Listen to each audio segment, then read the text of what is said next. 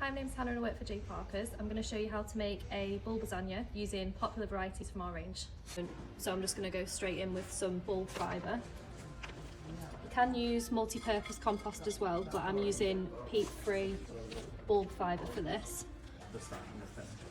Okay, so in your bottom layer you want the bulb that's going to flower latest and also the one that you need to plant the deepest. So for this I'm using tulip apple dawn, which is one of the popular tulips, and when you plant them they need to be the flat end of your bulb down, so you need to go this way down, and if you plant them spaced out.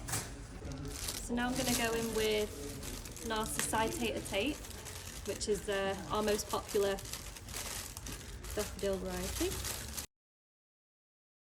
Okay, so my last layer is going to be a winter crocus species, so this will increase the length of the flowering period of the bulb lasagna, so you've got a bit of a different flowering period here. Okay, and then I'm just going to cover it with more bulb fibre and just cover the top layer in grit. There you go, and then you can put that in a sheltered spot in the garden, and then as soon as that starts coming through you can put it wherever you want.